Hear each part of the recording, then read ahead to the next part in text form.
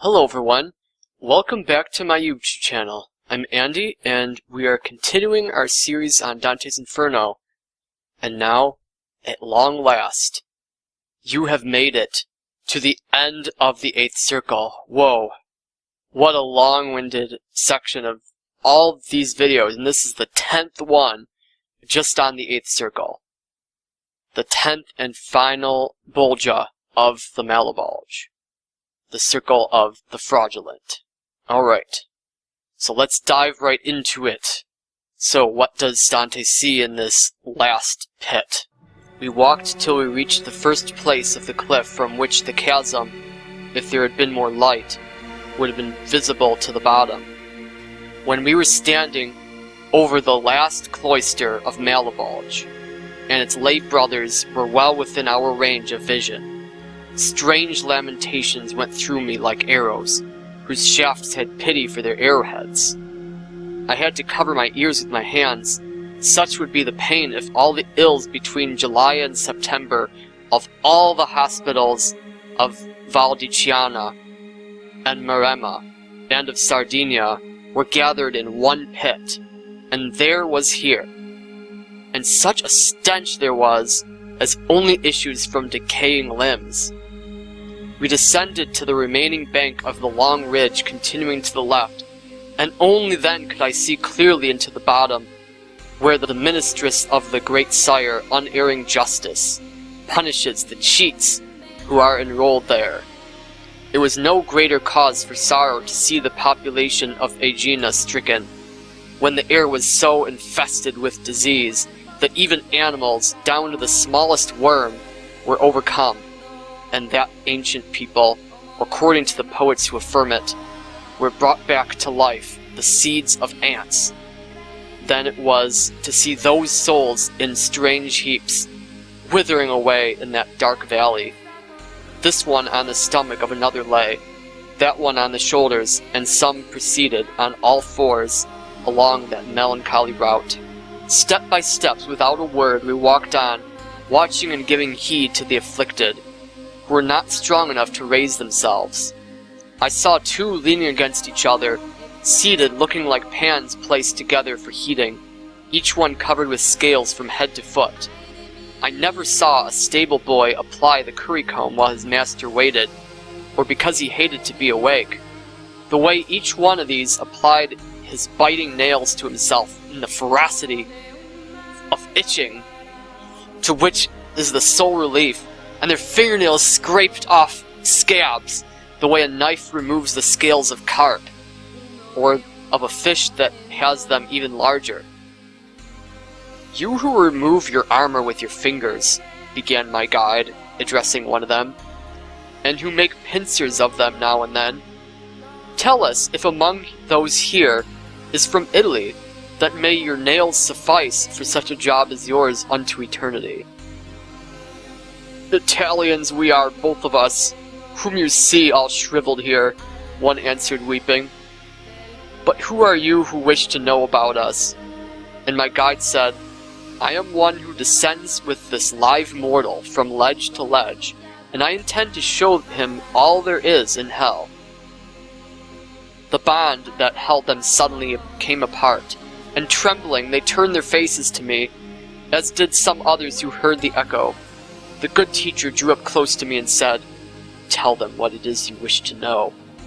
And since he so desired, I began, "That your memory may never vanish from the human minds above in the first world, but continue living under many suns.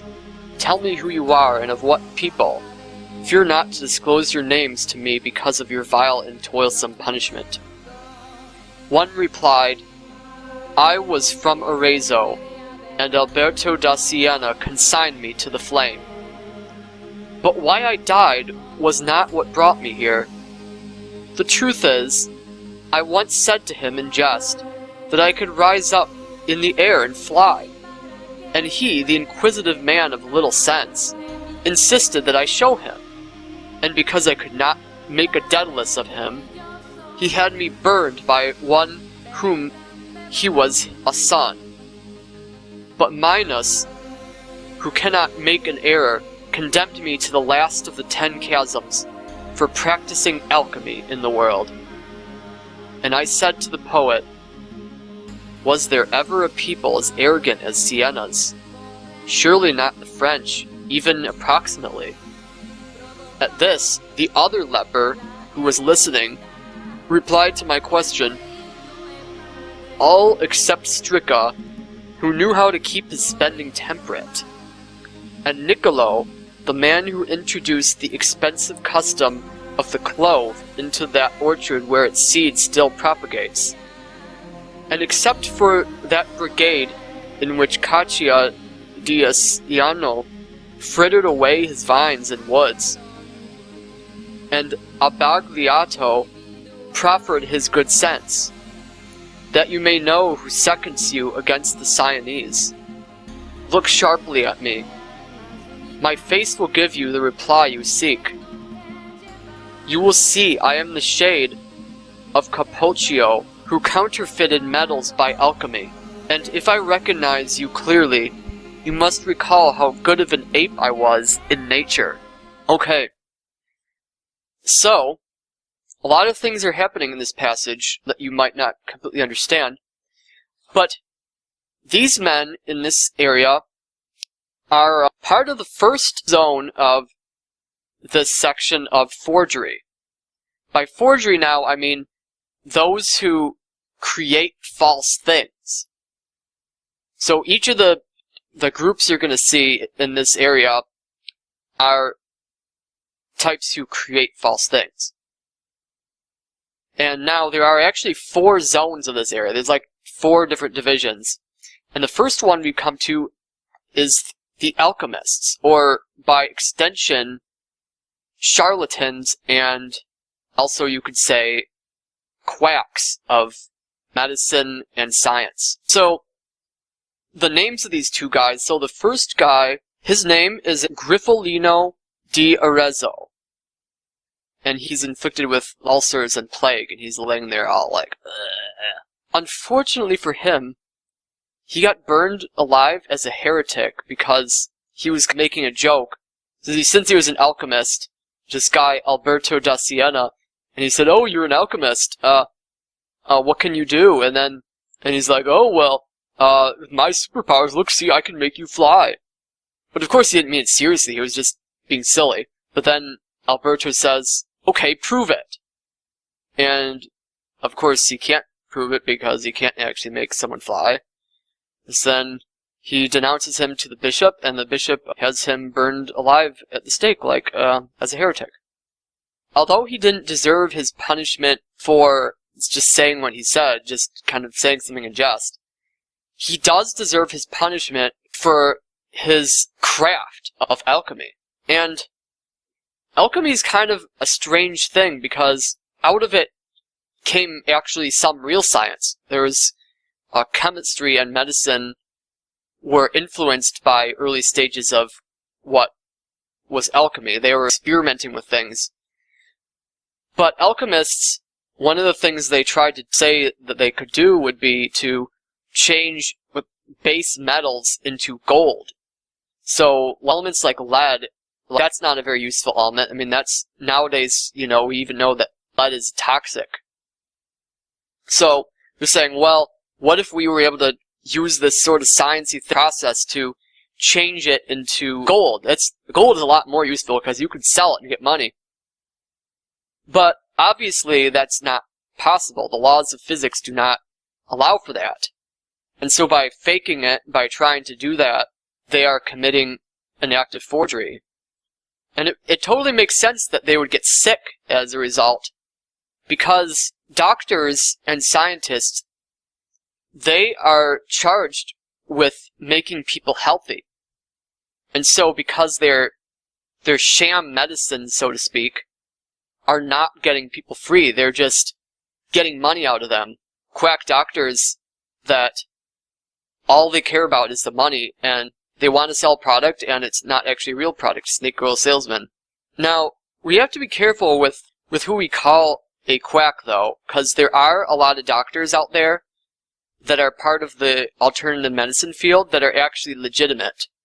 I personally am seeing a homeopathic doctor and this person renders me a very real service, and I can testify. I know many people claim that it's pseudoscience. Many people claim that there's no scientific evidence and that it's all just a placebo effect and they're just trying to get money. But that's really because they haven't experienced it themselves, and also because there have been tests that have been done, but there aren't really enough of them because, you see, these kind of doctors, they want to treat the patients, and so because of that, they don't often have time to participate in large empirical studies, and those who are, some of them are biased against it on the onset, and so they'll just say anything they can to disclaim it.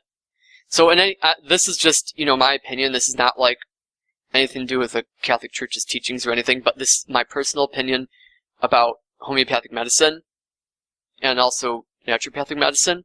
But there are legitimately fake doctor stuff. Like, even my naturopathic doctors have told me that don't just buy products online, because there's a lot of products that they're not up to the medical grade. And so this is, we're talking about my naturopathic doctor who's gone through all this schooling, and he has the knowledge of what types of herbal supplements and remedies actually are clinically proven, and the ones that are just crap that people throw together to get money.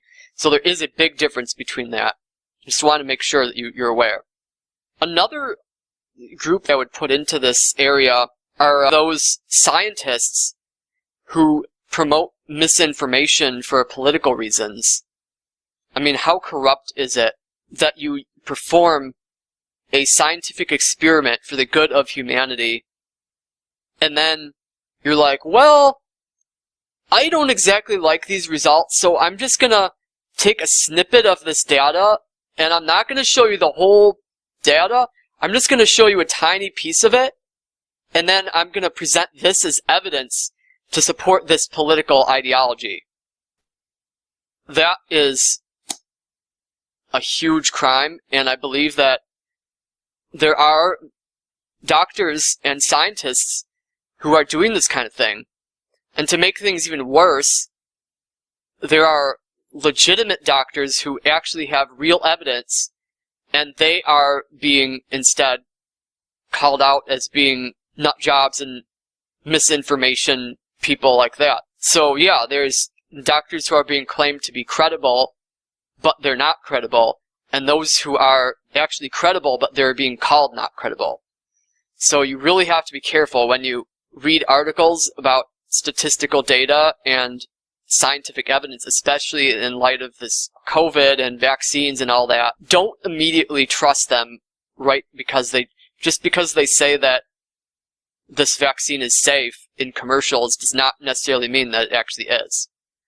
So I just advise you to don't just trust something at face value. Like, whether you're coming from a left-wing or right-wing point of view, just try to do your own research. Because there's these quacks, and they're gonna rot in hell with all the disease that they did not help people to get better. So that was first zone of this area of the forgers. So that was Canto 29. So the next canto deals with the rest of the three types. So I'm gonna continue right here. As were the two pale and naked shades I now saw, who ran around biting the way pigs do when they have been locked out of their pen. No sooner had one reached Capocchio than he gored him in the neck, then dragged him till the rugged ground tore at his stomach. And the Aretine, who stood there trembling, said to me, "That imp is Gianni Sicci, and he races around in wrath, clawing others." And I said, "If the other does not threaten to sink its teeth in you, and if it be no hardship, tell us who that is before it hurries off." And he said to me, "That is the ancient spirit of the despicable Murrah, who was in love beyond the rightful love with her father. To sin with him she came masquerading as another person, exactly as that other moving off once did, who to win the prize mare of the stable disguised himself as Barroso Donati, dictated a will and made it legal. When the two rabid creatures had departed, on whom my eyes had been fixed, I turned to look at some of the other misbegotten souls. I saw one who would have looked more like a lute if he had been truncated at the hip, where the division of man's body starts, the weighty dropsy which so unbalances the limbs with assimilated fluid that the face is out of all proportion to the stomach, made him keep his lips open, as a consumptive does, who thirsting turns one lip up, the other to the chin. O you who without punishment go about in this desolate world! Why, I do not know. He said to me, observe and consider the wretchedness of one named Maestro Adamo. Alive, I had enough of what I wanted. Now, alas, all I crave is a drop of water. The smallest streams descending from the green hills of Casentino run to the Arno, making their little channels cold and soft, are forever before me, and not for nothing. For the image of them leaves me drier than does the malady gnawing at my face. Unbending justice who ransacks me finds even in the place I sinned a means of putting my sighs to still swifter flight. That is where Romena is. There I debased the coined alloy with the Baptist seal, for which I left my body burning there. And if I were to see the vile soul here of Guido, Alessandro, or their brother, I would not trade that sight for Branda's fountain. If those infuriated shades that go round and round speak the truth, one is here already. But what good is it to me, since my legs are tied? If I were only light enough that I could in 100 years advance an inch, I would have already been on my way, looking for him among these hideous people. Even though the road is 11 miles round, and nowhere less than half than that across, I am in this family because of them. It was they who inveigled me to mint the florins with 3 carats of base metal. And I to him, who are those 2 wretches lying up against the border at your right, who give off smoke like hands washed in winter? I found them here, he answered, when I rained down upon this rocky bank. They have not turned once, nor will they, I think, through all eternity. One is the woman who falsely accused Joseph. The other is false Sinon, the Greek of Troy. The high fever makes them give off the stench. One of them, who may have been insulted because of the sinister description, struck him a blow in the hard belly, and it resounded just as if it were a drum. And Maestro Adamo, striking back, hit him in the face with an arm that was just as hard, saying to him, even though I am denied all movement because of my heavy limbs, I have an arm that is free for such a need. The other replied, when you were going to be burnt, you did not have it quite so ready. You did, though, and more when you minted coins. And the one with dropsy, what you say is true, but you were not such an honest witness when they sought the truth from you at Troy. I testified falsely, and you falsified coins, said Sinon. I am here, but for one crime, you for more than any of the demons. Remind yourself, you liar, of the horse, replied the one with the inflated stomach, and may it plague you that the whole world knows. And may the thirst plague of that cracks your tongue, said the Greek, and the water be polluted before your eyes makes a hedge of your belly. Then the coin maker, your mouth is wide open for the bad things you always have to say, and if I am thirsty, yet stuffed with water, you have the headache and the inflammation, and to lick the mirror of Narcissus, you would not need a wordy invitation. I was wholly engrossed in listening to them, when I heard my master say, "Keep on staring! I'm very close to quarreling with you." Hearing him address me angrily, I turned to him with such great shame that even now I suffer at the memory of it. And as a man who dreams of something bad, and while dreaming wishes to be dreaming, so that what he longs for not to be, such I became, incapable of speech, desiring to apologize, and yet apologizing and thinking I had not. "Less shame," said the master, "would wash away a greater dereliction than was yours. So unburden yourself of any sorrow. Keep in mind that I am always at your side. If by any chance you find yourself again where people are engaged in such bickering, to want to hear them is a vulgar craving." Wow. Wow. Ugh, whew, a lot to take in. A lot of nasty people we've seen. So Dante is talking to one of the alchemists, right? And then, out of nowhere, this random guy comes along and he starts biting one of the alchemists and dragging him across the floor like an animal. And the other alchemist that's laying there explains that this guy is an imposter. So, by imposter here we mean someone who creates forgeries of identity, one who pretends to be another. And so this beast of a man who's dragging that guy across, his name is Gianni Succi di Cavalcanti.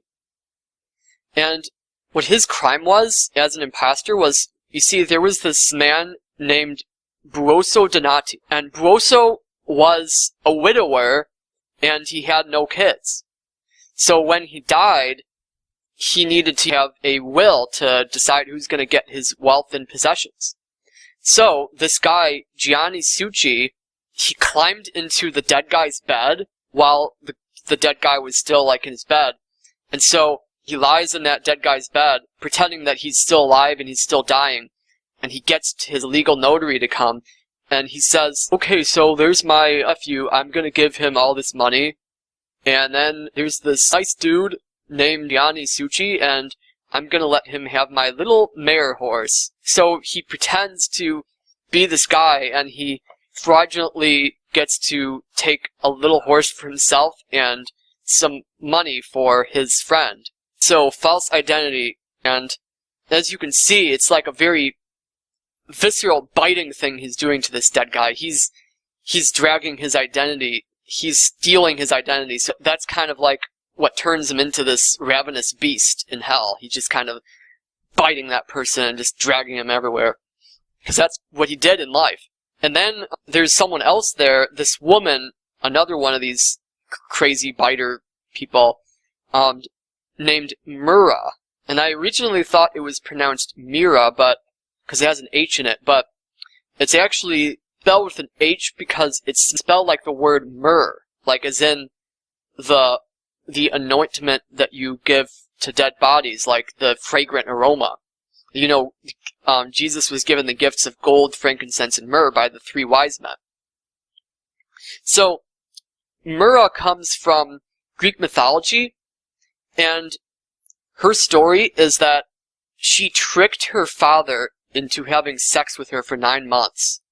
And she did this by going to him in the dead of the night. And of course, the father was guilty for even having sex with a strange woman, but she did this. She kept going to him like that in the dark, and he didn't know who she was, that she was his own daughter. But then he eventually discovered who she was, and in his anger from the incest that she committed against him, he came after her with a sword, chasing her down to the ends of the earth. But then she begs the gods to have mercy on her, and they turn her into a tree. A myrrh tree, which is where you get the fragrant aromas from. Apparently there's actually a type of tree that's a myrrh tree.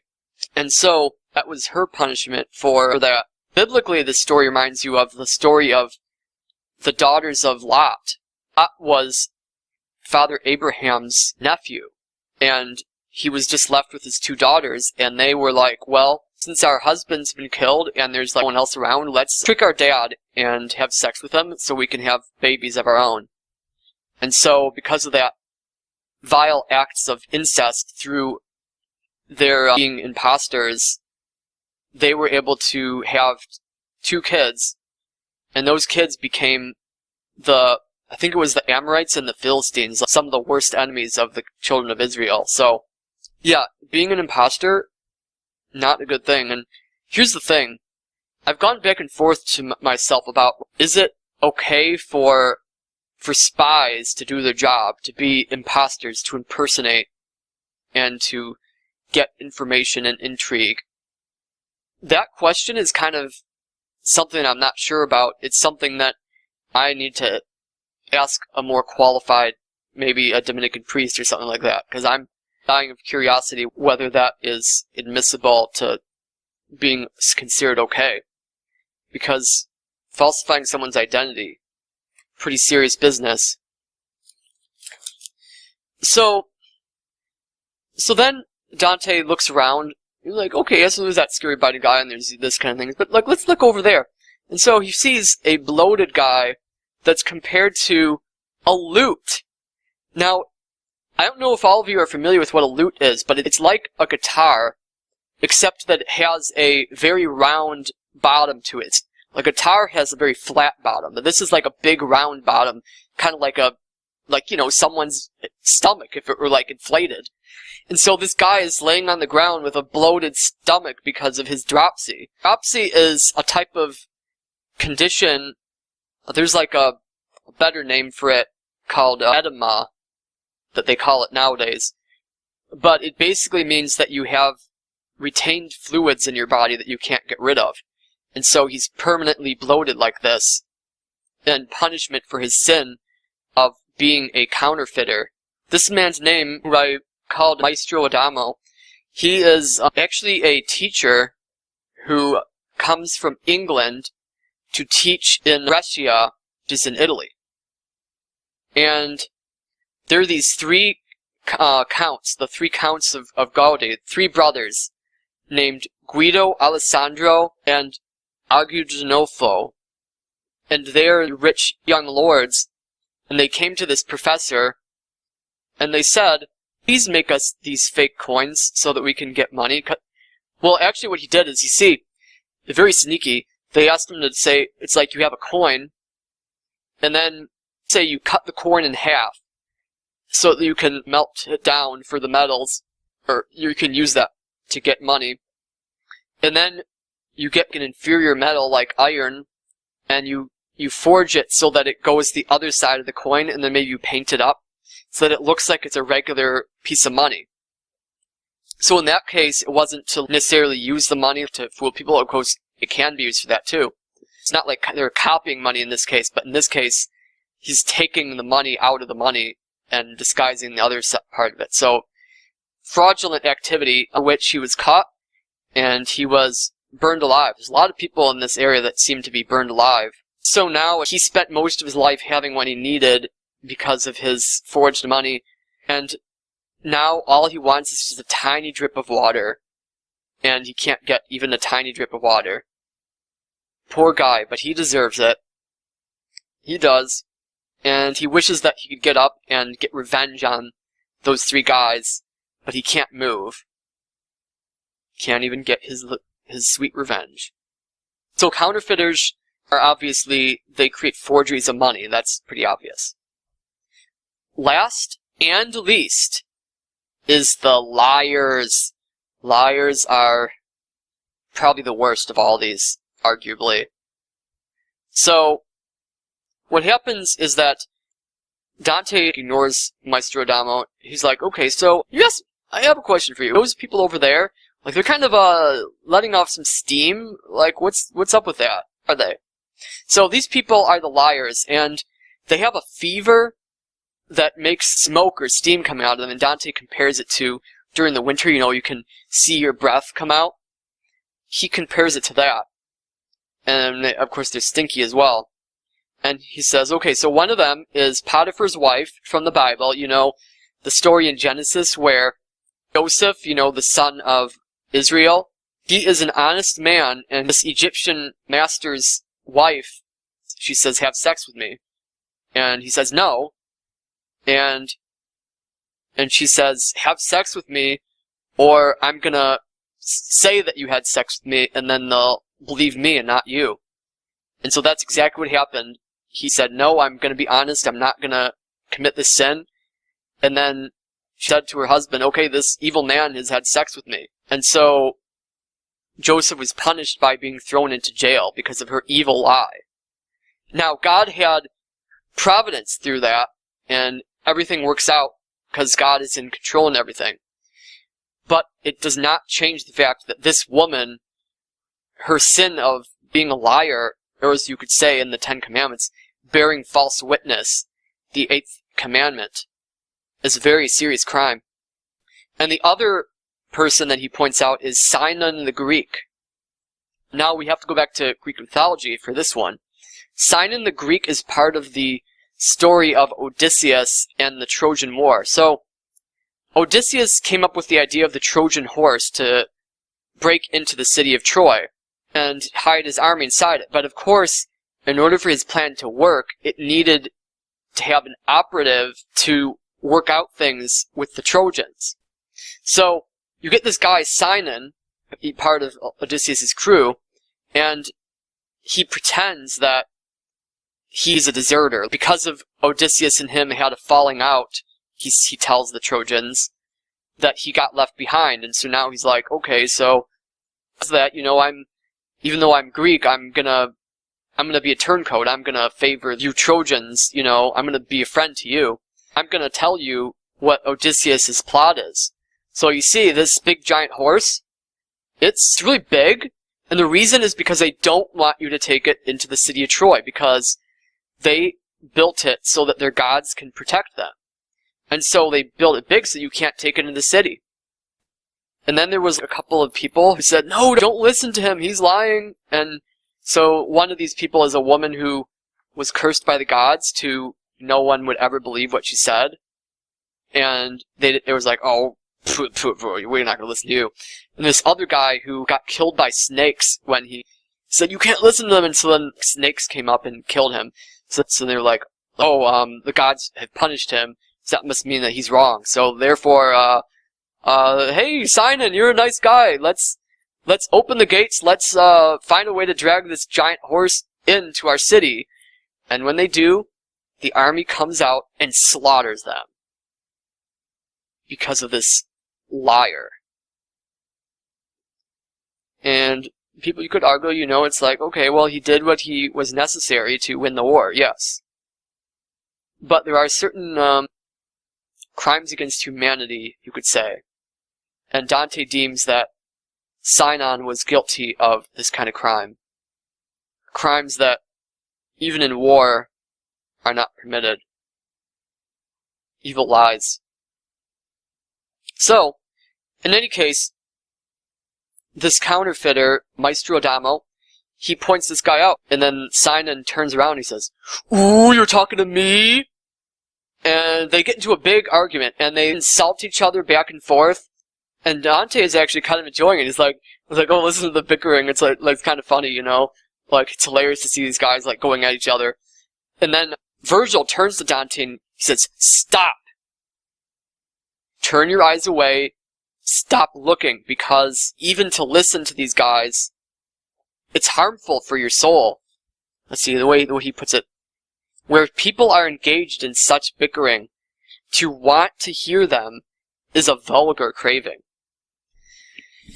So this is a very sad commentary to how things are in our modern day, because a lot of us, we like listening to the news. We like to hear people going at each other, and sadly, it's in our human nature to crave that sort of thing. But we have to be really careful. A lot of times it's necessary to listen to the news. But maybe at times we should take a break from it and just relax and unwind and refresh our soul with something more wholesome, something like prayer, something innocent. Read some good book. Just anything to get away from all this bickering, and whether they're right or wrong, if we listen for too long, we can become bitter and angry, and it doesn't do us much good. So I think it's a very wise thing what Dante the poet is saying in this passage, and what Virgil is saying to Dante the character. Nonetheless, I must point out the evils of the liars. So why is the liar in this section? Well, a liar is a forger of words. Bearing false witness. Now, there's one thing that I always think about nowadays that's plaguing our society. Enemies of the people are the liars that are in the mainstream media. And I'm not talking about those who are being forced to report. I mean, maybe they're complicit in the evil sometimes. Maybe there's people who legitimately believe what they're saying, and so they're not really lying. So I'm coming from the perspective of a conservative, looking at the liberal media and what they're saying. The thing is that there's probably tons of honest people working there who they literally believe what they're being told, or what the narrative is. They believe it, and so they're just telling people what they think is true. Now that I have no problems with. But the part where it becomes an evil sin of lying is when they know what's true, but they decide to spin it the other way for the benefit of their political cause. And sad to say, it's very prevalent now. And there's a lot of very important news that isn't getting out there. Some news it's not really necessarily a sin of lying, but they're holding back the truth. Personally, I follow Mike Lindell of My Pillow, whom everyone is calling a conspiracy theorist. But he's not a conspiracy theorist. He actually has data, and people are looking at him and they're saying, "Oh, show us the data already. You're claiming to have the data, but we haven't seen any yet."